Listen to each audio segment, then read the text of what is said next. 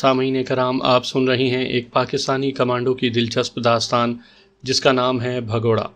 یہ اس سلسلے کی قسط نمبر 22 ہے۔ مجھے امید ہے آپ کو میری یہ کاوش پسند آ رہی ہوگی۔ آپ نے اگر ابھی تک میرا چینل کہانی گھر سبسکرائب نہیں کیا تو ابھی میرے چینل کو سبسکرائب کر کے بیل نوٹیفیکیشن آن کر لیجئے تاکہ آنے والی ہر نئی کہانی کی اطلاع بر وقت آپ تک پہنچ سکے۔ وہ نام کا کوارٹر تھا، اسے اچھا بھلا مکان کہا جا سکتا تھا۔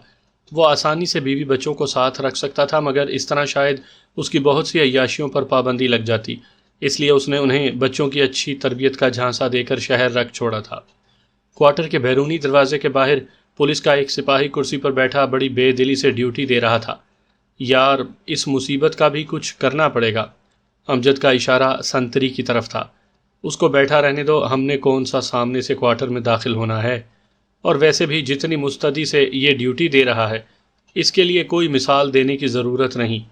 ہم دونوں چکر کاٹ کر کوارٹر کے پیچھے پہنچے۔ بیرونی دیواروں کی بلندی 7-8 فٹ کے قریب تھی، جس کو پھلانگنا ہمارے لیے چنداں دشوار نہیں تھا۔ دیوار پھلانگ کر ہم اندر داخل ہوئے اور چند منٹوں میں پورا کوارٹر گھوم گئے، مگر کوارٹر میں ہمیں کوئی زیرو نظر نہ آیا۔ کوارٹر 4 چھوٹے کمروں، کچن اور باتھ روم پر مشتمل تھا۔ کمروں کے سامنے ایک برآمدہ بھی بنایا گیا تھا۔ برآمدے کے ساتھ لگی بانس کی بنی ہوئی سیڑھی دیکھ کر ہم دونوں نے ایک دوسرے کی جانب دیکھا۔ دونوں کے ذہن میں ایک ہی خیال آیا اور ہم نے بغیر بات چیت کیے وہ سیڑھی اٹھائی اور کمروں کے پچھواڑے وہ سیڑھی لگا کر کوارٹر کی چھت پر چڑھ گئے۔ وہاں سے علاقہ صاف نظر آ رہا تھا، مگر ڈیوٹی پر موجود سپاہی آڑ میں ہونے کی وجہ سے ہماری نظروں سے اوجھل تھا۔ ہم دونوں اوندھے منہ چھت پر لیٹ کر اس کے آنے کی سمت چشم برا ہو گئے۔ سیڑھی ہم نے پچھواڑے ہی رہنے دی تھی، کیونکہ اتنی چھوٹی سی بات تھانے دار کے ذہن میں شک پیدا نہیں کر سکتی تھی۔ وہ کمینہ رات گزارنے کے لیے ادھر ہی نہ رہ جائے۔ امجد نے تشویش ظاہر کی۔ وہ الو کی پٹھی رضیہ جس چیز کی دعوت ہمیں دے رہی تھی، وہی آفر اس بے غیرت کے لیے بھی تو ہوگی۔ میں بغیر بحث کیے اس کی بات سے متفق ہو گیا۔ اگر تھانے دار نہ آتا تو ہماری محنت یوں ہی اکارت جاتی، مگر شاید تھانے دار کی سانسیں پوری ہو چکی تھی کہ اسی وقت مجھے تھانے کی جانب سے اس مکان تک بنے ہوئے ٹریک پر ایک گاڑی کی ہیڈ لائٹس نظر آئیں۔ وہ گاڑی لامحالہ تھانے دار کی ہی تھی۔ امجد نے بھی گاڑی پر شست جمائی ہوئی تھی۔ ہم دونوں اس کے استقبال کے لیے تیار ہو گئے تھے۔ گاڑی ابھی تک کچھ فاصلے پر تھی کہ گیٹ پر بیٹھے سنتری نے دروازہ کھول دیا اور تھانے دار رکے بغیر کار اندر لے آیا۔ وہ گہرے سرخ رنگ کی سوزوکی کار تھی جو بلا شبہ اس نے اپنی حرام کی کمائی سے خریدی تھی۔ ایک تھانے دار کی اتنی حیثیت کہاں ہوتی ہے کہ وہ اپنے لیے کار خرید سکے، بلکہ صرف تنخواہ پر گزارا کرنے والا تھانے دار تو بمشکل ہی اپنے بچوں کو 2 وقت کی روکھی سوکھی کھلا سکتا ہے، کجا کار اور بنگلے کا مالک ہونا۔ بہرحال یہ پاکستان ہے اور یہاں تو ٹریفک کانسٹیبل بھی گاڑیوں اور بنگلوں کے مالک ہیں، وہ تو پھر تھانے دار تھا۔ کار روک کر وہ باہر نکلا اور کار کا دروازہ جھٹکے سے بند کرتے ہوئے لڑکھڑاتا ہوا اپنے کمرے کی جانب بڑھا۔ اس کے انداز سے ظاہر ہو رہا تھا کہ وہ بے تحاشا پیے ہوئے ہے۔ سنتری کے گیٹ بند کرتے ہی ہم کھسکتے ہوئے سیڑھی کے پاس پہنچے اور احتیاط سے نیچے اتر آئے۔ وہاں سے دبے قدم چلتے ہوئے ہم کوارٹر کے سامنے آ گئے، مگر تمام کمروں میں چھائے اندھیرے سے مجھے پتہ نہ چل سکا کہ وہ کس کمرے میں ہے۔ میں نے سوالیہ نظروں سے امجد کی جانب دیکھا۔ جس کمرے کا دروازہ کھلا ہوگا اسی میں ہوگا۔ امجد نے میرے کان میں سرگوشی کی اور میرے ہونٹوں پر مسکراہٹ دوڑ گئی۔ سامنے کی بات میرے ذہن میں نہیں آئی تھی۔ صحن میں جلتے بلب کی وجہ سے برآمدے میں ملگجی سی روشنی چھائی ہوئی تھی اور اسی روشنی میں دائیں طرف سے دوسرے کمرے کا ایک پٹ ہمیں کھلا نظر آ رہا تھا۔ تم یہیں ٹھہرو، میں اسے لے کر آتا ہوں۔ چونکہ ہم نے طے کیا تھا کہ اسے ساتھ لے کر جائیں گے، اس لیے امجد سے وہیں ٹھہرنے کا کہہ کر میں دبے قدموں اندر کی جانب بڑھا۔ پستول جیب سے نکال کر میں نے ہاتھ میں پکڑ لیا تھا۔ کمرے کے اندر گھپ اندھیرا چھایا ہوا تھا۔ میں بند پٹ کو چھیڑے بغیر اندر داخل ہوا اور اندر داخل ہو کر اپنی آنکھوں کو اندھیرے کا عادی کرنے لگا۔ کمرے میں دائیں جانب مجھے اس کی بوجھل سانسوں کی آواز سنائی دے رہی تھی۔ یہ آواز اس بات کا مظہر تھی کہ وہ سو گیا تھا۔ میں نے جیب سے پینسل ٹارچ نکال کر جلائی تو وہ مجھے چارپائی پر اوندھا پڑا نظر آیا۔ کمرے میں اچھی خاصی گرمی تھی، مگر وہ پنکھا چلائے بغیر لیٹا ہوا تھا، اور ایسا شاید اس وجہ سے تھا کہ نشے کی زیادتی کی وجہ سے اسے پنکھا چلانے کا ہوش ہی نہیں رہا تھا۔ اس مرتبہ میں بے دھڑک اس کی جانب بڑھا۔ پستول جیب میں ڈال کر میں نے ٹارچ منہ میں پکڑی اور دونوں ہاتھوں سے اس کا سر پکڑ کر اس کی کن پٹیوں پر مخصوص انداز میں دباؤ ڈالا اور اس کی نیند کو بے ہوشی میں بدل دیا۔ اب کم از کم وہ گھنٹہ ڈیڑھ گھنٹہ تک ہوش میں نہیں آ سکتا تھا۔ اسے کندھے پر اٹھا کر میں کمرے سے باہر آ گیا۔ امجد چوکنے انداز میں برآمدے کے ایک کونے میں کھڑا تھا۔ وہاں سے ہم دونوں کوارٹر کے پچھواڑے میں آئے۔ امجد کلاشنکوف کندھے سے لٹکا کر دیوار پر چڑھ گیا اور اپنی ٹانگیں دیوار کی دائیں بائیں لٹکا کر مضبوطی سے بیٹھ گیا۔ اس کے بیٹھتے ہی میں دیوار کے قریب ہوا۔ اس نے تھانے دار کو دونوں بازوؤں سے پکڑ کر اوپر کھینچا۔ نیچے سے میں نے اسے دھکیلا اور تھانے دار کو ہم نے اوندھے منہ دیوار پر لٹا دیا۔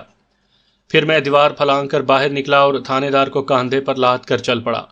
تھانے دار کے کوارٹر کے نزدیک کوئی مکان نہیں تھا، ویسے بھی یہ کوارٹر تقریباً تھانے کی حدود میں ہی آ رہا تھا۔ البتہ اس کوارٹر سے 150-200 گز پیچھے چند مکانات بنے ہوئے تھے۔ ہم دونوں ان مکانات کو بائی پاس کرتے ہوئے آگے بڑھ گئے۔ 100-200 قدم چلنے کے بعد اس 2 من کی بوری کو امجد نے سنبھال لیا۔ امجد کا بازو اب بھی مکمل ٹھیک نہیں ہوا تھا، لیکن جس طریقے سے ہم اسے اٹھا رہے تھے، اس اٹھانے میں سارا وزن کندھوں پر پڑتا ہے۔ اسے اٹھا کر چند قدم چلتے ہی امجد بولا، جانو میاں، غلطی ہو گئی، کسی سواری کا بندوبست کر کے آنا تھا۔ بڑی جلدی خیال آیا ہے، میں نے طنزیہ لہجے میں کہا۔ مجھے کیا پتا تھا کہ یہ ہڈ حرام اتنا وزنی ہوگا۔ اس کی سانسیں چڑھ گئی تھیں۔ 2 من کی تو صرف اس کی توند ہے، دیکھتے نہیں کیسے الٹی دیگ کی طرح اٹھی ہوئی ہے۔ ہاں، عورت ہوتی تو 9ویں مہینے کی حمل والی لگتی۔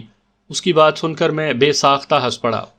ہم باری باری اسے اٹھا کر ناک کی سیدھ میں چلتے ہوئے گھنٹے پون گھنٹے کے بعد برساتی نالے میں پہنچ گئے۔ ایک قدرتی گہرے کھڈے کے پاس ہم نے اسے زمین پر پھینک دیا۔ اس کے ہاتھ باندھ دو، میں نے امجد سے کہا اور اس نے سر ہلا کر اس کی پینٹ سے بیلٹ نکال کر اس کے ہاتھ کمر کے پیچھے باندھ دیے۔ اب اسے ہوش میں لانا ہے۔ یہ کون سا مشکل ہے، یہ لو۔ امجد نے اس کے چہرے پر تھپڑوں کی بارش شروع کر دی۔ چند تھپڑوں میں ہی اس نے کراہتے ہوئے آنکھیں کھول دیں۔ کون کیا ہے؟ اس کا لہجہ الجھا ہوا تھا۔ ایک نشہ اور دوسرا بے ہوشی نے اسے کچھ سوچنے سمجھنے کے قابل نہیں چھوڑا تھا۔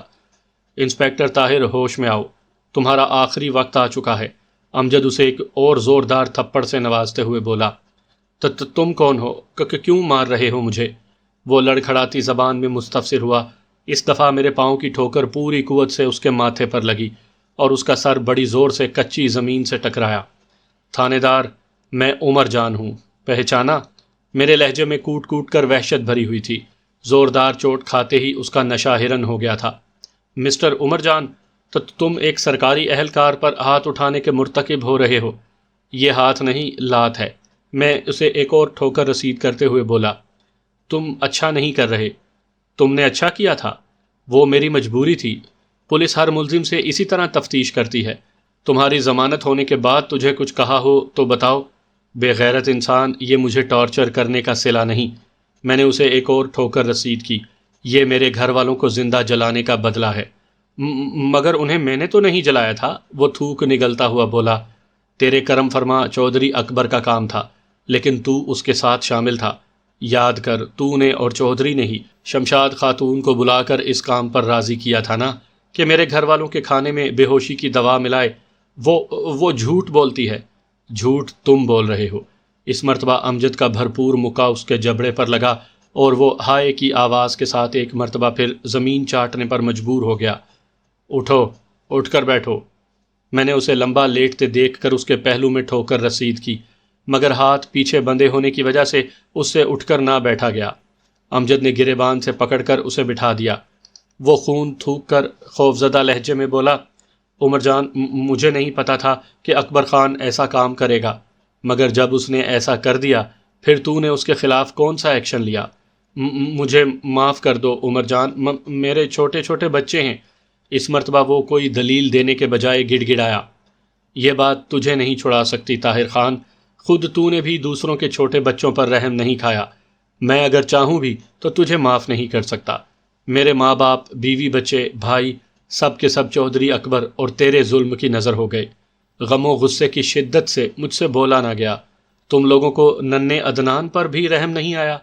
گڑیا سی فوزیہ، سلمہ اور بدر کو بھی تم لوگوں نے نہ بخشا۔ ظالم انسان، تیرے مظالم کی فہرست بہت لمبی ہے۔ میں بھی بدلے میں تیرے بیوی بچوں کو آگ میں جلا سکتا تھا تاکہ تجھے پتہ چلتا کہ دکھ کیا ہوتا ہے۔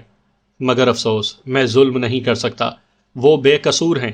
البتہ تجھے عبرتناک انجام سے دوچار کر سکتا ہوں، اور ایسا ضرور کروں گا۔ مجھے معاف کر دے عمر جان، مجھ سے خون بہا لے لے، میں وہ مسلسل گڑ گڑانے لگا، مگر اس کی ڈائلاگ بازی پر کان دھرے بغیر میں امجد سے مخاطب ہوا۔ امجد، اس کی جیبوں کی تلاشی لو، اگر کوئی شناختی چیز ملے تو نکال لو۔ امجد نے اس کی تلاشی لے کر اس کی جیبیں خالی کر دی، یہاں تک کہ اس کی گھڑی تک اتار لی۔ ایک گولی دائیں اور دوسری بائیں گھٹنے میں نے کہا، اور اگلے لمحے کلاشنکوف 2 مرتبہ گرجی۔ تھانے دار چیختے ہوئے اپنی جگہ پر تڑپنے لگا۔ اسے گڑھے میں دھکیل دو۔ اس کی چیخوں کا میرے اوپر کوئی اثر نہیں ہوا تھا۔ اس وقت میری نظروں میں اپنے پیاروں کی شکلیں گھوم رہی تھیں۔ امجد نے اسے ٹھوکر لگا کر گڑھے میں دھکیل دیا۔ اب اسے زندہ دفنانا ہے؟ میرے لہجے میں وحشت کوٹ کوٹ کر بھری ہوئی تھی۔ نہیں، خدا کے لیے عمر جان، رحم کرو۔ طاہر خان چیخنا بھول گیا تھا۔ عمر جان، صرف ایک بار معاف کر دو، ایک بار۔ میرے باپ کی توبہ، اگر تم مجھے دوبارہ غلط کام کرتے دیکھو۔ یہ میرے بس سے باہر ہے طاہر خان، معافی مانگنی ہے تو میرے باپ سے مانگو، اگر وہ معاف کر دے تو میں بھی چھوڑ دوں گا، کیونکہ اس سے پوچھے بغیر میں کوئی کام نہیں کرتا۔ بڑوں سے تو پوچھنا چاہیے نا۔ میں تو ویسے ہی اس سے بہت ڈرتا ہوں، حالانکہ وہ مجھے مارتا نہیں ہے، نہ ہی ڈانٹتا ہے، پھر بھی ڈرتا ہوں۔ ابو جان کو یاد کر کے میرے حلق میں عجیب سی تلخی گھل گئی تھی اور آنکھوں سے پانی کا سیلاب بہنے لگا۔ امی جان بھی کہتی ہیں کہ کسی سے نہ لڑوں، جھگڑوں، اور اگر کوئی کچھ کہے تب بھی خاموش رہوں، معاف کرنا سیکھوں، مگر اب وہ بھی چپ ہیں۔ طاہر خان، مجھے روکنے ٹوکنے والے سارے چلے گئے، اب میں بے مہار ہو گیا ہوں۔ اب کوئی مرے کوئی جیے، مجھے کوئی فرق نہیں پڑتا، کوئی فرق نہیں پڑتا۔ جانو، بہت ہو چکا، آؤ اب اپنا کام کریں۔ امجد نے مجھے بازو سے پکڑ کر آہستہ سے کہا، اور میں سر ہلاتے ہوئے اس کے ساتھ چل پڑا۔ ہم نے گڑھے کے دائیں بائیں پر پڑے مٹی کے ڈھیلے، پتھر اور خشک مٹی سے گڑھے کو بھرنا شروع کر دیا۔ تھانے دار کبھی رونے لگتا، کبھی چیخنے لگتا، اور کبھی گڑ گڑا کر معافی مانگنے لگتا، مگر اس کے بعد ہم خاموشی سے اپنے کام میں مصروف رہے۔ جلد ہی وہ مٹی اور ڈھیلوں کے ڈھیر میں چھپ گیا۔ اس کا تڑپنا مچلنا بیکار گیا۔ گھنٹے ڈیڑھ کی مشقت کے بعد ہم نے وہ گڑھا بالکل پاٹ دیا۔ اس دوران اس کا خون گرنے والی جگہ کو بھی ہم نے بوٹوں اور نوکیلے پتھروں سے کھرچ کھرچ کر صاف کر دیا تھا۔ رات کا اندھیرا ختم ہو کر صبح کی ہلکی ہلکی روشنی میں بدل گیا تھا۔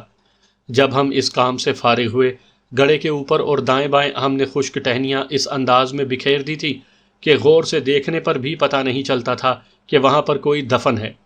ویسے بھی وہ جگہ عام راستے سے ہٹ کر تھی۔ کام ختم کر کے ہم بغیر آپس میں کچھ بولے واپس چل پڑے، اور سورج نکلتے نکلتے واپس گھر پہنچ گئے۔ سب سے پہلے تھانے دار کا سامان بمائے نقدی کے میں نے لیٹرین کے گڑھے میں پھینک دیا۔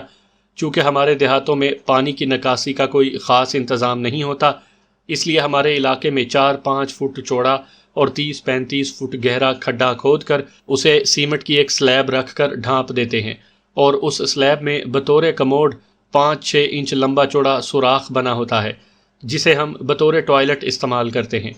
اس کے بعد نہا کر ہم دونوں سو گئے۔ میری آنکھ 11 بجے کے قریب کھلی۔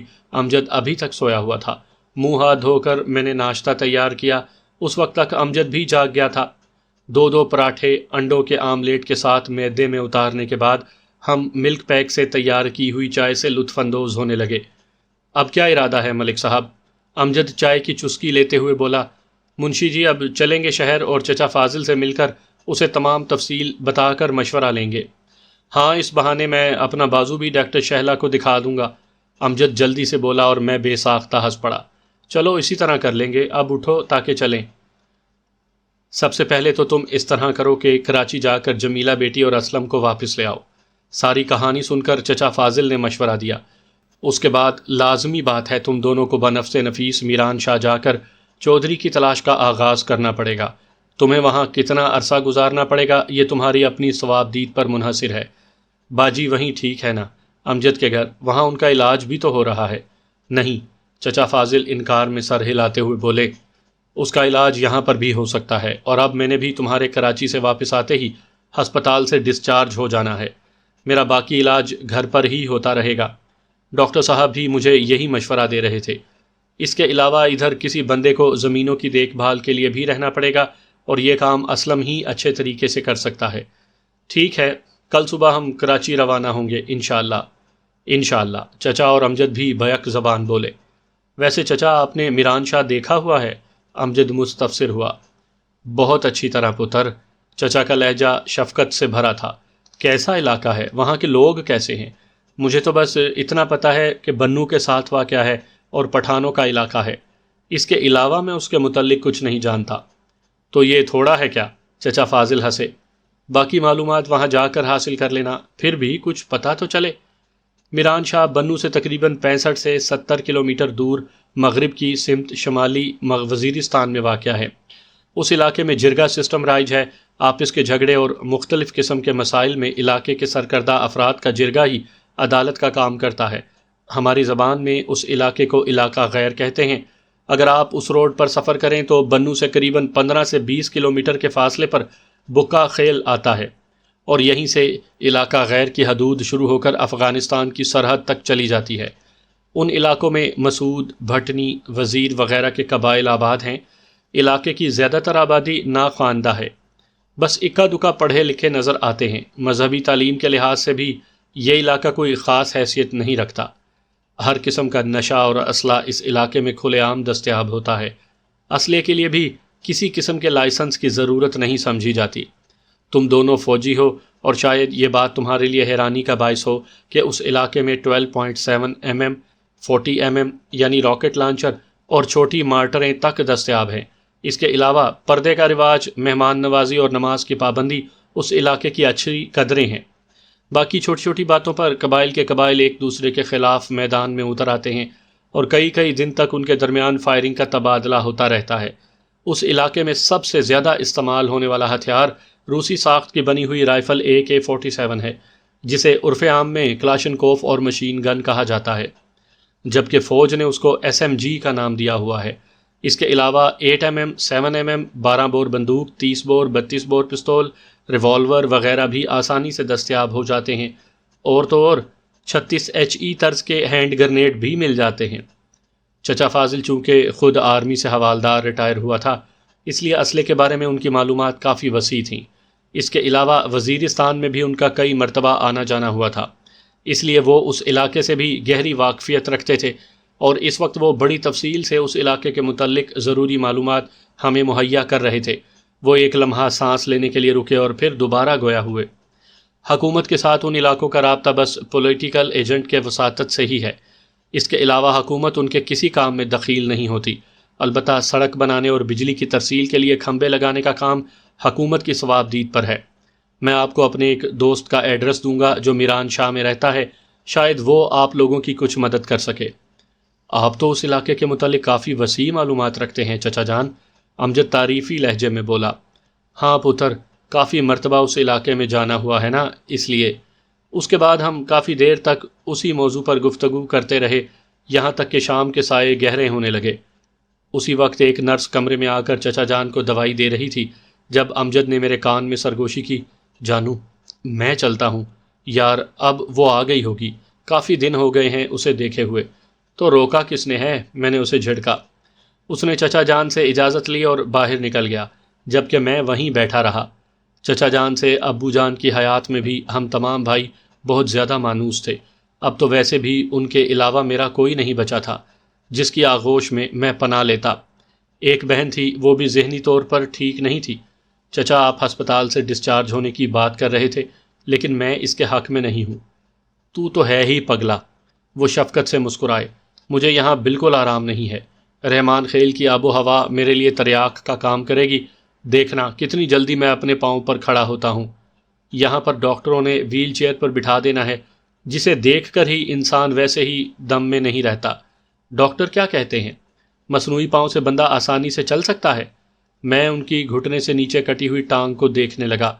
یہ تو جس وقت زخم مندمل ہوگا اور ڈاکٹر اس کے ساتھ مصنوعی ٹانگ فٹ کریں گے تب پتہ چلے گا۔ فی الحال تو ڈاکٹرز یہی کہتے ہیں کہ میں آسانی سے چل پھر سکوں گا، شروع کے دنوں میں بیساکھی کے سہارے اور بعد میں انشاءاللہ دونوں ٹانگوں پر۔ انشاءاللہ، میں نے بھی دعائیہ انداز میں کہا۔ اگلے دن 9-10 بجے کے قریب ہم دونوں کراچی روانہ ہو گئے۔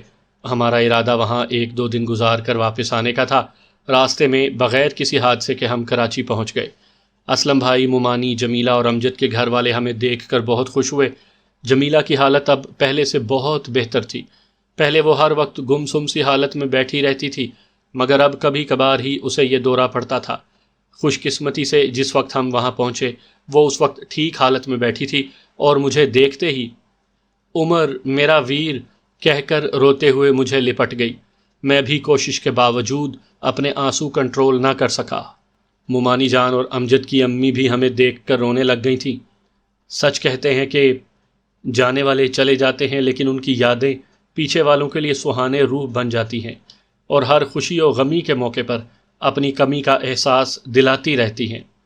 عمر، امی چلی گئیں، ابو جان بھی چلے گئے، لالا حاکم بھی چلا گیا، سب چلے گئے، سب ہمیں اکیلا چھوڑ کر چلے گئے، کبھی نہ آنے کے لیے، ہمیشہ ہمیشہ کے لیے روٹھ گئے ہم سے۔ ہائے میری پیاری امی، تم کہاں جا چھپی ہو؟ اس نے بین کرنے کے انداز میں امی ابو کو آوازیں دینا شروع کر دیں، اور پھر یکدم بے ہوش ہو کر میرے ہاتھوں میں جھول گئی۔ میں نے اسے بازوؤں میں بھر کر اندر کمرے میں لے جا کر بستر پر لٹا دیا۔ مجھے پتا تھا کہ تھوڑی دیر بعد ہوش میں آ کر وہ نارمل ہو جائے گی۔ ہم سارے صحن میں بچھی چارپائیوں پر بیٹھ گئے۔ امجد، جو جمیلہ کے پردہ دار ہونے کی وجہ سے دوسرے کمرے میں چلا گیا تھا، وہ بھی اندر سے نکل کر ہمارے ساتھ آ بیٹھا۔ امجد کے گھر والے سینٹرل کراچی میں 6 مرلے کے ایک مکان میں رہائش پذیر تھے۔ مکان گو چھوٹا تھا، مگر گھر والوں کے دل وسیع تھے۔ امجد کے امی ابو بہت سادہ دل اور محبت کرنے والے تھے۔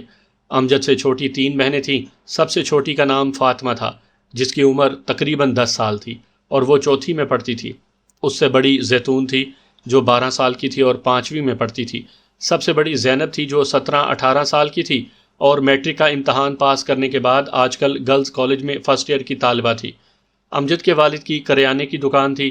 امجد کی تنخواہ اور دکان کی آمدن سے ان کی گزر بسر اچھے طریقے سے ہو رہی تھی۔ مختصراً حال احوال پوچھنے کے بعد امجد کے والد نے بتایا، بیٹے تیرے لیے تو آرمی کی چٹھی آئی تھی کہ تم چھٹی ختم ہونے کے بعد اپنی یونٹ میں حاضر نہیں ہوئے۔ ہاں ابو جی، میں نے نوکری چھوڑ دی ہے۔ مگر کیوں؟ میں نے جانو کی زمینیں ٹھیکے پر لے لی ہیں۔ اس نے صریحاً جھوٹ بولا۔ ویسے بھی فوج کی تنخواہ اتنی کم تھی کہ گھر کا گزارا بڑی مشکل سے چلتا تھا۔ وہ تو ٹھیک ہے، مگر پہلے فوج سے استعفیٰ تو دے دیتے۔ 2-3 دفعہ پولیس والے تیری تلاش میں یہاں آئے ہیں، انہی کی زبانی مجھے تیری غیر حاضری کے بارے میں معلوم ہوا ہے۔ فوج میں استعفیٰ وغیرہ نہیں ہوتا۔ ویسے آپ کہتے ہیں تو ڈسچارج کی درخواست بھجوا دوں گا، مگر یہ بھی اس کی غلط بیانی تھی۔ فوج میں جب تک بندہ خود حاضر نہ ہو، اس کی درخواست کو تو نہ کوئی اہمیت دی جاتی ہے اور نہ ہی اس پر عمل ہوتا ہے، بلکہ فوج میں اس کا کوئی تصور ہی نہیں ہے کہ بندہ گھر رہتے ہوئے ڈسچارج کی درخواست بھیجے۔ بہرحال یہ امجد کا اپنا معاملہ تھا۔ جب وہ نوکری نہ کرنے کا فیصلہ کر چکا تھا تو مجھے کوئی ضرورت نہیں تھی اس کی راہ میں روڑے اٹکانے کی، اور جہاں تک تعلق تھا اس کے روزگار کا، تو اس کے لیے میں نے حتمی فیصلہ کر لیا تھا کہ اپنی آدھی زمینیں اس کے نام کر دوں گا۔ اگر وہ میرے لیے اتنی قربانیاں دے سکتا تھا تو میں بھی اتنا کم ظرف نہیں تھا۔ بس بیٹے جو بھی کرنا ہے جلد از جلد کر لو، یہ نہ ہو پولیس والے تمہیں پکڑ کر لے جائیں۔ جواباً امجد نے سعادت سے سر ہلانے پر اکتفا کیا تھا۔ اب ختم بھی کرو، تمہاری تو نصیحتیں ختم نہیں ہوتی، امجد کی امی بولی، اور پھر ہماری طرف متوجہ ہو کر بولی، بیٹا آپ دونوں نے کھانا کھانا ہے؟ نہیں امی، ہم راستے میں کھا چکے ہیں، بس آپ اچھی سی چائے پلوا دیں۔ ابھی لائی پتر، وہ کچن کی طرف بڑھ گئی۔ دن کا بقیہ حصہ ہم اسی جگہ بیٹھے گپ شپ کرتے رہے۔ رات کا کھانا بھی وہیں صحن میں چٹائی بچھا کر کھایا گیا۔ ہوش میں آنے کے بعد جمیلہ کی حالت نارمل رہی۔ رات گئے جب تمام لوگ اپنے اپنے کمروں میں سونے کے لیے چلے گئے تو ہم دونوں اپنی چارپائیوں پر آ گئے۔ امجد کے گھر میں 3 کمرے بنے ہوئے تھے۔ ایک کمرے میں اس کے امی ابو، دوسرے میں اسلم، جمیلہ اور ان کا بیٹا اکرم خان، اور تیسرے کمرے میں امجد کی بہنوں اور مومانی جان کا بستر لگا ہوا تھا۔ ہم دونوں نے صحن میں بستر لگانا پسند کیا۔ یار ماجے، ایک مشورہ ہے۔ فرماؤ۔ یار اگر آپ لوگ بھی اپنا یہ ڈربہ بیچ کر رحمان خیل چلے چلو تو کتنا مزہ آئے گا۔ مشکل ہے کہ ابو جان یہ بات مان جائیں۔ دیکھو یہاں پر ان کا کوئی خاص کاروبار تو ہے نہیں، اس لیے میری مانو تو اپنے امی ابو کو راضی کر لو۔ ہماری حویلی کافی وسیع ہے، اور اگر اپنا نیا گھر بنانا چاہو تو ہماری حویلی کے ساتھ 3 کنال زمین ویسے ہی پڑی ہے، اس پر اپنا مکان تعمیر کر لینا، اور دوسرے زمینوں کا انتظام و انصرام بھی شاید اسلم بھائی سے اکیلے نہ سنبھالا جائے۔ اس کی اپنی اراضی تقریباً ہمارے برابر ہی ہے۔ انکل کی موجودگی میں اس کی ڈھارس بندی رہے گی۔ ٹھیک ہے یار، مجھے پتہ ہے کہ ابو جان کی رحمان خیل میں موجودگی ہمارے لیے بڑی سود مند ہوگی، مگر یہ سب کچھ ابو جان کو کون سمجھائے؟ یہ تیری ذمہ داری ہے۔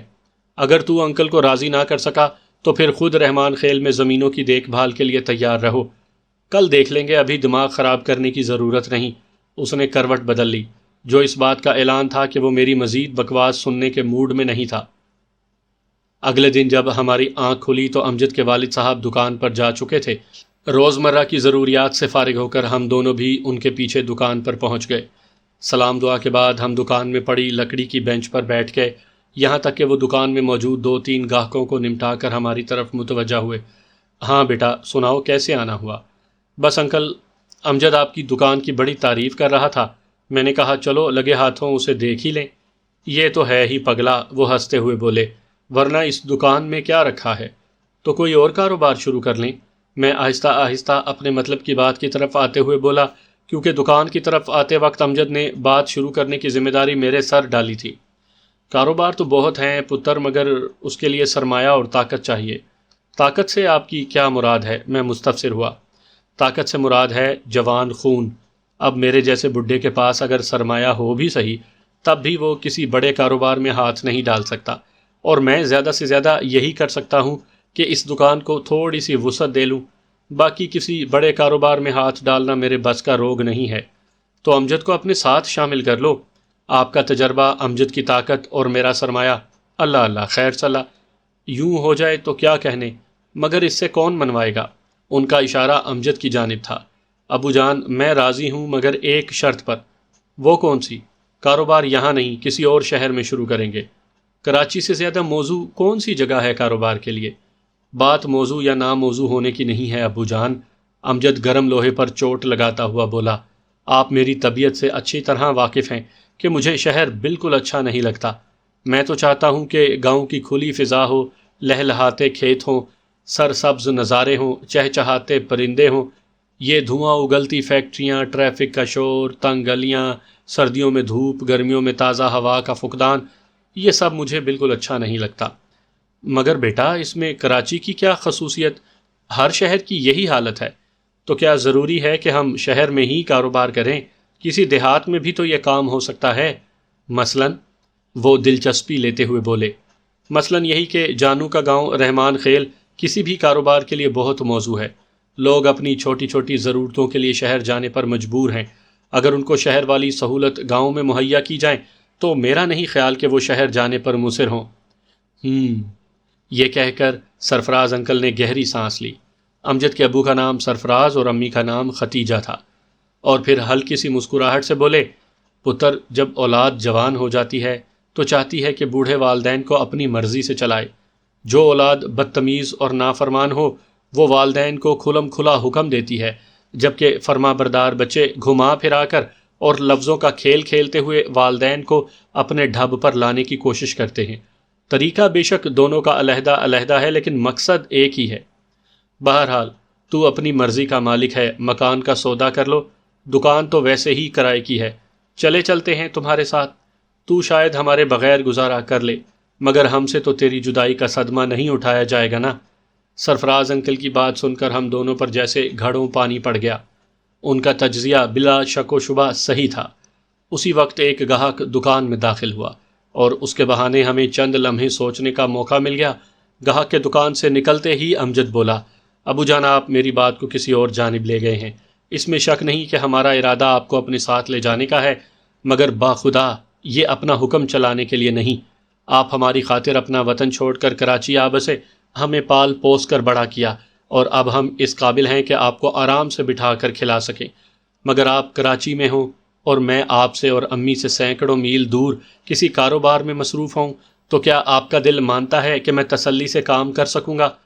اس سے پہلے چلو میں نوکری کے تقاضے نبھاتے ہوئے آپ سے دور رہنے پر مجبور تھا، مگر اب تو ایسی کوئی مجبوری نہیں ہے۔ اور جہاں تک تعلق ہے کراچی میں کاروبار شروع کرنے کا، تو اگر آپ حکم دیتے ہیں تو میں جانو کے ساتھ کیا ہوا زمینوں کا ٹھیکہ منسوخ کر کے آپ کے پاس آ جاتا ہوں۔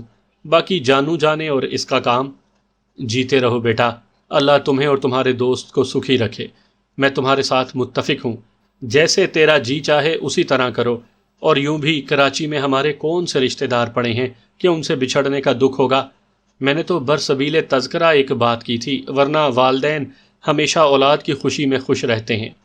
تھینک یو ابو جان، امجد خوشی سے چہکا۔ ہم ابھی مکان کے لیے گاہک کی تلاش میں نکلتے ہیں، اور سرفراز انکل نے سر ہلا کر ہمیں جانے کی اجازت دے دی۔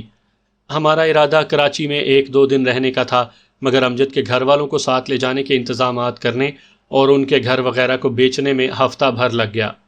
آخری دن گھر کا ضروری سامان ہم نے ایک ٹرک میں ڈال کر اسے رحمان خیل میں اپنے گھر کے ایڈریس پر روانہ کر دیا، اور خود اسی دن ایک بس سروس کے ذریعے رحمان خیل کی جانب روانہ ہو گئے۔ اگلے دن تقریباً عصر کے ٹائم ہم اپنے شہر جا اترے۔ وہاں سے 2 ٹیکسیاں ہائر کروا کر ہم 1.5 گھنٹے میں رحمان خیل پہنچ گئے۔ اسلم بھائی کا گھر امجد کے گھر کے مقابلے میں کئی گنا بڑا تھا۔ امجد کا خاندان آسانی سے اس میں سما گیا تھا۔ اگلے دن ہم چچا فاضل کو لینے کے لیے شہر پہنچ گئے۔ ہسپتال والوں نے ہمارے ساتھ یہ مہربانی کی کہ چچا کو ڈراپ کرنے کے لیے ہمیں ایمبولنس مہیا کر دی۔ اس کے ساتھ ہی ڈاکٹر صاحب نے پہلی دفعہ 15 دن بعد اور پھر اس کے بعد ہر مہینے میں 1 مرتبہ چیک اپ کروانے کا حکم دیا۔ چچا فاضل کے گھر داخل ہوتے ہی جمیلہ بے ساختہ ان کی چارپائی پر گر کر لپٹ گئی اور اس دردناک انداز میں روئی کہ چچا فاضل اور ہم سب کو اشک بار کر دیا۔ بڑی مشکل سے مومانی جان اور اسلم نے اسے سمجھا بجھا کر خاموش کروایا۔ جانو صاحب، اب میران شاہ جانے کی تیاری کرو۔ رات گئے جب چچا فاضل دوا کے زیر اثر سو گئے تو امجد بولا۔ چچا فاضل کو پوچھنے کے لیے چونکہ لوگوں کا تانتا بن گیا تھا، اس لیے اسے ہم نے اپنے ساتھ بیٹھک میں ہی رکھا ہوا تھا۔ ہاں یار، الحمدللہ گھر اور گھر والوں کو سنبھالنے کے لیے کافی ذمہ دار اکٹھے ہو گئے ہیں۔ اب 1-2 روز میں پروگرام بناتے ہیں جانے کا۔ کل ہی کیوں نہ چلیں؟ کل کا دن ٹھہر جاتے ہیں تاکہ جانے کی تیاری کر لیں۔ پرسوں انشاءاللہ چلیں گے۔ ویسے تیرا بازو اب کیسا ہے؟ بازو تو الحمدللہ اب ٹھیک ٹھاک ہے، زخم بھی تقریباً مندمل ہونے والا ہے، اور اگر خراب بھی ہوا تو کل تو ٹھیک نہیں ہو جائے گا نا، اس لیے کل ہی چلتے ہیں۔ ماجے صاحب، ابھی تک چچا فاضل سے اجازت لینی ہے، راستے کے بارے میں بھی اس سے رہنمائی حاصل کرنی ہے۔ ہتھیار یہیں سے لے جائیں یا وہاں جا کر خریدیں گے؟ وہ مہمان نواز لوگ ہیں، اور چودھری اکبر لازمی بات ہے کسی کی پناہ میں ہوگا۔ اس کے بارے میں چچا کے ساتھ بیٹھ کر تفصیل سے لایا عمل طے کرنے کی ضرورت پڑے گی۔ پیسے اپنے ساتھ کتنے لے جائیں گے اس کے علاوہ بھی کافی کام ہیں کرنے کے لیے، اس لیے کل جانا تو بالکل مشکل ہے، پرسوں کوشش کریں گے کہ نکل جائیں۔ ٹھیک ہے ملک صاحب، ہم تو خادم ہیں، جیسے آپ کی مرضی۔ اگر یہ بات ہے تو پھر بک کی بالکل ضرورت نہیں، جب میں ضروری سمجھوں گا اس وقت جائیں گے۔ ایسی کی تیسی تیرے حکم کی، پرسوں تم نہ جانا، میں اکیلے جا سکتا ہوں۔ مگر میں اس کی بات کا جواب دینے کے بجائے خاموش رہا۔ اگلے دن صبح کی اذانوں کے ساتھ ہی چچا فاضل نے آواز دے کر ہمیں جگایا۔ عمر، امجد، اٹھ جاؤ بچوں، نماز کا ٹائم ہے۔ اور ہم بادل نخواستہ اٹھ کر وضو کر کے نماز کے لیے چل دیے۔ ابو کی حیات میں جب میں چھٹی آتا تھا تو 5 وقت کی نماز باقاعدگی سے پڑھنی پڑتی، اب تو بہت عرصے بعد مجھے مسجد جانے کا موقع ملا تھا۔ سرفراز انکل ہم سے پہلے مسجد پہنچے ہوئے تھے۔ نماز پڑھ کر ہم تینوں مسجد سے نکل کر سیدھے کھیتوں کی جانب چل پڑے۔ سرفراز انکل کو تمام زمینیں سرسری طور پر دکھاتے دکھاتے ہم کہیں دوپہر کے قریب واپس آئے۔ چچا فاضل کے ساتھ بیٹھک میں گاؤں کے 3-4 بندے بیٹھے ہوئے تھے، ان سے فردن ہاتھ ملا کر ہم بھی ایک سائڈ پر بیٹھ گئے۔ پتر، تیرے نام رجسٹری آئی ہوئی ہے۔ چچا فاضل نے ہلکے زرد رنگ کا لفافہ اپنے تکیے کے نیچے سے نکال کر میری جانب بڑھایا۔ یہ کب آئی ہے؟ میں نے لفافہ ان کے ہاتھ سے لے لیا۔ ابھی چند منٹ پہلے ہی ڈاکیا دے کر گیا ہے۔ چچا یہ کہہ کر مہمانوں کے ساتھ گفتگو میں مشغول ہو گئے، جبکہ میں نے لفافے کو الٹ پلٹ کر کے دیکھنا شروع کر دیا۔ لفافے کے پیچھے شیتل کا نام اور واپسی کا پتہ انگلش میں لکھا ہوا تھا۔ یہ تو وہی محترمہ نہیں ہے؟ امجد جو میرے ساتھ سر جوڑے لفافے کو بغور دیکھ رہا تھا، شیتل کا نام پڑھتے ہی مستفسر ہوا۔ جو انڈیا میں تیرے پلے پڑی تھی وہی ہے، مگر تم اپنا تھوبڑا ذرا ادھر کرو تاکہ میں اسے کھول کر پڑھ سکوں۔ ویسے بھی کسی کا خط پڑھنا نہایت غیر اخلاقی فعل ہے۔ بعد میں تم نے اس خط کی تفصیلات سنا کر میرے کانوں کا بیڑا غرق کر دینا ہے تو کیوں نہ ابھی سے خود ہی پڑھ لوں۔ میں نے خط کھولا تو اس میں شیتل نے سلام دعا کے بعد اپنے والد کی موت کے بارے میں لکھا تھا، اور اس کے بعد مجھ سے کئی گلے شکوے کر کے مجھے اپنے پاس آنے کی دعوت دی تھی۔ اس کے بقول اب میری طرح وہ بھی تنہا رہ گئی تھی، اور اکیلے 2 فیکٹریوں کو سنبھالنا اس کے بس سے باہر تھا۔ اس لیے میں اس کے پاس جا کر اس کی مدد کروں۔ آخر میں اس نے مجھے وہ وعدے وعید یاد دلائے تھے جو میں اس کے ساتھ کر کے آیا تھا۔ یار چلے جاؤ، غریب تجھے کتنا یاد کر رہی ہے، 2 فیکٹریوں کی مالک اکیلی سیٹھ زادی۔ جاؤں گا مگر چودھری کے انجام کے بعد۔ پتر کس کا خط ہے؟ تعزیت کرنے والے جب بیٹھک سے نکلے تو چچا فاضل مستفسر ہوئے۔ چچا ایک دوست کا تھا، اس کا والد فوت ہو گیا ہے، اسی کے متعلق اطلاع بھجوائی ہے۔ تو پھر تعزیت کے لیے چلے جاؤ۔ تعزیت کے لیے کیسے جا سکتا ہوں، اس کا تعلق انڈیا سے ہے۔ پھر خط ہی لکھ دو۔ یہ تو کر ہی لیں گے۔ میں اپنی چارپائی سے اٹھ کر اس کے نزدیک بیٹھ گیا۔ پہلے ہماری میران شاہ سے متعلق رہنمائی کریں، اور دوسرے اس بات کا چچا سرفراز اور گھر کی عورتوں کو بھی پتہ نہیں چلنا چاہیے کہ ہمارے میران شاہ جانے کا مقصد کیا ہے۔ چچا سرفراز چونکہ اس وقت گھر کے اندر گیا ہوا تھا، اس لیے میں نے سوچا کہ اس کی غیر موجودگی میں اپنے مطلب کی بات کر لیں۔ کیوں سرفراز بھائی کو کیوں پتہ نہ چلے؟ چچا مستفسر ہوا۔ وہ دراصل امجد اس کی لا علمی میں جا رہا ہے نا، یہ نہ ہو وہ دل میں تنگی محسوس کرے۔ تو تم اکیلے چلے جاؤ۔ اگر امجد پتر کو والدین کی اجازت نہیں تو کیا تو نے زبردستی کرنی ہے؟ نہیں چچا، میں نے ضرور جانا ہے، چاہے ابو جان ناراض ہو جائیں۔ ان کی لا علمی میں جانے میں یہ فائدہ تھا کہ کم از کم وہ ناراض نہ ہوتے اور میں ان کا دل دکھانے کا سبب نہ بنتا۔ مگر پتر، چچا فاضل نے اسے سمجھانے کے لیے منہ کھولا، مگر امجد قطع کلامی کرتے ہوئے بولا، چچا اگر مگر کوئی نہیں، میں نے چودھری اکبر سے بدلہ لینے کے لیے فوج کی نوکری چھوڑ دی، اور اب آپ مجھے ابو جان کی ناراضگی کی وجہ سے روکنا چاہتے ہیں۔ اگر میں نہ بتاؤں تو پھر انہیں پتہ نہیں چلے گا؟ امجد جلدی سے بولا، بالکل نہیں چلے گا۔ چلو میں بھی انہیں نہیں بتاتا۔ چچا فاضل مسکرا دیے۔ بس یا اور کچھ؟ شکریہ چچا، ہم دونوں بیک زبان بولے۔ اب میران شاہ کے متعلق کچھ بتائیں۔ اس دن بتلا تو دیا تھا کافی تفصیل سے۔ نہیں، اس وقت ہم کچھ اور پوچھنا چاہ رہے تھے۔ میں نے اپنی بات کی وضاحت کی۔ پوچھو۔ سب سے پہلے تو آپ یہ بتائیں کہ ہتھیار اپنے ساتھ لے جائیں یا ادھر سے خریدیں؟ یہ تو ایسی بات ہے کہ بندہ دریا میں نہانے جائے اور پانی کی بالٹی گھر سے بھر کر لے جائے۔ اللہ کے بندے، ادھر دنیا جہان کا اسلحہ دستیاب ہے، بس جیب میں پیسے ہونے چاہیے۔ اپنے ساتھ پیسے کتنے لے جائیں؟ 20-25 ہزار روپے کافی ہیں۔ اگر اور ضرورت پڑی تو میران شاہ کے مین بازار میں جو ہوٹل ہے اس کے مالک سے میرا نام بتا کر لے لینا۔ ہوٹل کا نام تو مجھے بھولا ہوا ہے، البتہ مالک کا نام شاہ گل خان ہے۔ سب لوگ اسے شاہ جی کہہ کر پکارتے ہیں۔ میرا گہرا دوست ہے، جب بھی میں میران شاہ جاؤں اسی کے پاس ٹھہرتا ہوں۔ چودھری اکبر کے بارے میں پتہ چلا ہے کہ وہ میران شاہ کے ایک ملک بہادر خان نامی شخص کے پاس پناہ لیے ہوئے ہے۔ کہیں چودھری کے خلاف کارروائی کرنے پر وہ چودھری کو سپورٹ تو نہیں کرے گا؟ اگر کوئی تیرے مہمان کو قتل کرنے کی کوشش کرے تو کیا تو چپکا بیٹھا رہے گا؟ چچا نے مجھے اپنی روایات یاد دلائیں۔ اس کا مطلب ہے ہمیں ملک بہادر خان کی لا علمی میں چودھری کے خلاف قدم اٹھانا پڑے گا۔ بالکل، اس کے خلاف کرنے کی صورت میں تم بہادر خان کو ختم کر کے ہی چودھری اکبر کے قریب جا سکتے ہو۔ دوسری یہ بات بھی مد نظر رکھنی ہے کہ ضروری نہیں کہ چودھری ابھی تک میران شاہ میں ہی ٹکا ہوا ہو سکتا ہے وہ میران شاہ سے آگے افغانستان کی سرحد کے قریب جا پہنچا ہو، یا شاید بارڈر ہی کراس کر چکا ہو۔ بہرحال کچھ بھی ہے، یہ سب تو وہیں جا کر معلوم ہوگا۔ اور شاہ گل سے رہنمائی لیتے رہنا، وہ سمجھدار اور تعاون کرنے والا شخص ہے۔ امجد جو کافی دیر سے خاموش بیٹھا تھا مستفسر ہوا، اس کے علاوہ اور کوئی ایسی باتیں جن کا خیال رکھنا آپ ہمارے لیے ضروری خیال کرتے ہوں؟ اور یہ کہ خواہ مخواہ کسی کے کام میں دخل اندازی نہیں کرنی۔ تمہیں وہاں عجیب و غریب لوگ اور الٹ پلٹ ماحول ملے گا، اس ماحول کے مطابق خود کو ڈھالنے کی کوشش کرنا۔ اس علاقے میں تقریباً ہر دوسرا بندہ چرس کا رسیہ ہے، یہ نہ ہو کہ آپ وہاں مسلح بن جائیں۔ چھوٹی چھوٹی باتوں پر ہتھیار سونت کر میدان میں اتر آنا ان لوگوں کی ثقافت ہے۔ حتی الوسع کوشش کرنا کہ اپنے کام سے کام رکھنا، سب سے بڑھ کر یہ کہ وہاں جا کر چند روز حالات کا جائزہ لینا اور اس کے بعد اپنے مقصد کے حصول کے لیے کوشش کرنا۔ چودھری کے متعلق معلومات کے حصول میں بہت زیادہ رازداری اور احتیاط کی ضرورت ہے۔ ہو سکے تو اپنے مقصد کو چھپانے کے لیے خود کو تاجر ظاہر کرنا۔ اسلحے، چرس یا افیون کا خریدار بننے میں کوئی مذائقہ نہیں۔ اگر بندہ پشتو نہ جانتا ہو تو کیا، وہاں پر تمہیں کافی لوگ پنجابی بولنے والے بھی ملیں گے۔ خصوصاً افغان بارڈر کراس کرنے والے کافی مجاہدین کا تعلق پنجاب سے ہوتا ہے۔ سامعین کی اطلاع کے لیے بتاتا چلوں کہ اس وقت تک ہم نے اتنی ترقی نہیں کی تھی کہ مجاہدین کو دہشت گردوں کا درجہ دے سکے۔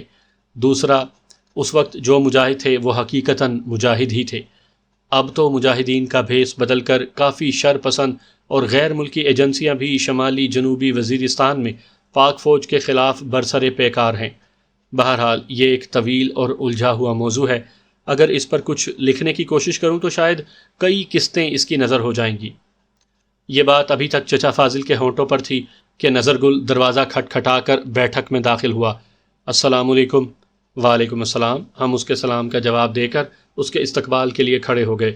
تمام سے مصافحہ کر کے وہ چچا فاضل کی پائنتی کی طرف بیٹھ گیا۔ چچا فاضل، کیسی ہے طبیعت؟ اللہ کا شکر ہے کہ بہت بہتر ہے بیٹا۔ تم سناؤ، ماں باپ کیسے ہیں اور تیری نوکری کیسی جا رہی ہے؟ ماں باپ تو ٹھیک ٹھاک ہیں، البتہ نوکری کا آج کل بڑا رولا بنا ہوا ہے۔ رولا؟ کیسا رولا؟ چچا نے حیرانگی سے پوچھا۔ میں بھی ہماتن اس کی طرف متوجہ ہو گیا تھا۔ امجد البتہ لا تعلق بیٹھا تھا، کیونکہ نظر گل اور چچا کے مابین ساری گفتگو پشتو میں ہو رہی تھی اور وہ پشتو نہیں جانتا تھا۔ چاچا، 2 ہفتے ہونے کو ہیں کہ انسپیکٹر طاہر کو کوئی گھر سے اغوا کر کے لے گیا ہے۔ اس کی تلاش میں پولیس مختلف جگہوں پر چھاپے مار چکی ہے، مگر وہ ہنوز لاپتہ ہے۔ مجرموں نے ابھی تک نہ تو اس کے ورثاء سے کسی تاوان کے حصول کے لیے رابطہ کیا اور نہ ہی پولیس سے اپنا مطالبہ منوانے کے لیے کسی رابطے کی ضرورت سمجھی ہے۔ ہم تو دن رات چکروں میں پڑے رہتے ہیں۔ اب بھی بمشکل گھنٹے ڈیڑھ کی چھٹی ملی ہے اور یہاں سے سیدھا میں نے واپس تھانے جانا ہے۔ کیا بات کر رہے ہو؟ چچا فاضل مصنوعی حیرت سے بولا۔ تھانے دار کے ساتھ کسی کی کیا دشمنی ہے کہ اسے اغوا کرے؟ کیا کہہ سکتے ہیں چاچا، یہ تو کوئی سامنے آئے گا تو پتہ چلے گا نا۔ فی الحال تو ہر طرف خاموشی ہے۔ سب سے آخر میں انسپیکٹر صاحب نے شبیر شاہ کنڈی کے قاتلوں کو گرفتار کیا تھا۔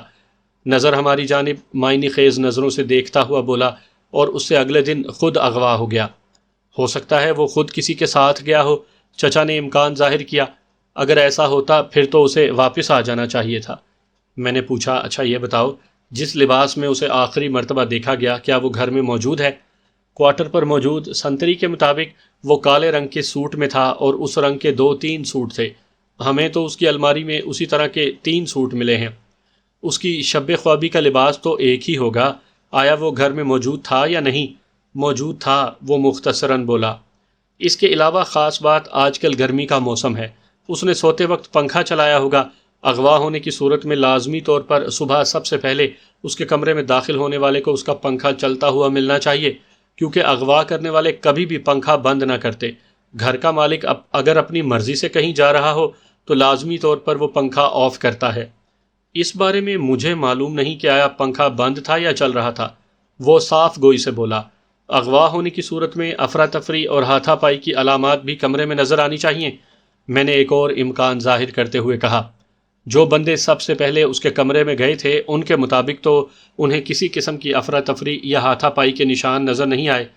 اس کا مطلب ہے وہ اپنی مرضی سے کہیں گیا ہے، مگر اسے دروازے پر موجود سنتری سے چھپ کر جانے کی کون سی مجبوری تھی؟ بہرحال ہم نے بھی مفروضے بیان کیے ہیں، میں نے کندھے اچکائے۔ ہونے کو تو کچھ بھی ہو سکتا ہے۔ یار آخر مجھے بھی تو پتہ چلے کہ آپ لوگ کس بحث میں الجھے ہوئے ہو۔ امجد جو کافی دیر سے خاموش بیٹھا تھا مستفسر ہوا۔ جواباً میں نے اسے ساری گفتگو کا لب لباب سنا دیا۔ آپ لوگ فضول اس بحث میں الجھے ہوئے ہو، ہماری بلا سے وہ اغوا ہوا ہے یا خود کہیں گیا ہے۔ چچا فاضل امجد کی بات سن کر ہنس پڑے، جبکہ نظر گل بھی زیر لب مسکراتا ہوا اٹھ کھڑا ہوا۔ امجد بھائی صحیح کہہ رہی ہیں، بہرحال میں اب اجازت چاہوں گا۔ بیٹے چائے تو پی لیتے، چچا فاضل جلدی سے بولے، باتوں کی دھن میں چائے کا بھی نہیں پوچھ سکے ہیں۔ چائے پھر کبھی صحیح چاچا، ویسے بھی یہ اپنا گھر ہے، فی الحال میرے پاس ٹائم نہیں۔ جیسے تیری مرضی پتر، چچا سے مصافحہ کر کے جب اس نے ہماری جانب ہاتھ بڑھایا تو میں اس کے ساتھ اٹھتا ہوا بولا، چلو میں تمہیں تھوڑی دور تک چھوڑ کر آتا ہوں، میں چلا جاؤں گا آپ بیٹھیں۔ مگر میں سنی انسنی کرتا ہوا اس کے ساتھ چل پڑا۔ امجد البتہ چچا کے ساتھ بیٹھا رہا۔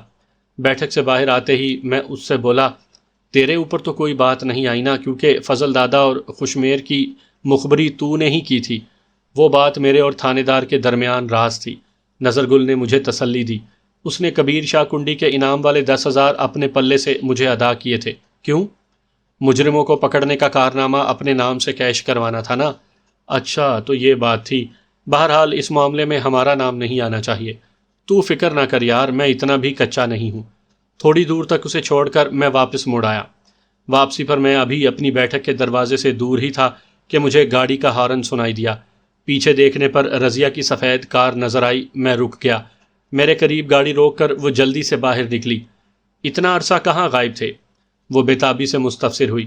اس کی بے تکلفی دیکھ کر مجھے حیرانگی ہوئی، مگر میں حیرانی چھپا گیا۔ چچا کے پاس شہر گیا ہوا تھا۔ تو بتا کر تو جاتے۔ پتہ نہیں کتنے چکر لگا چکی ہوں تمہاری گلی کے۔ کیوں؟ تم سے ملنا تھا نا۔ اتنی بھی کیا ضروری تھا ملنا؟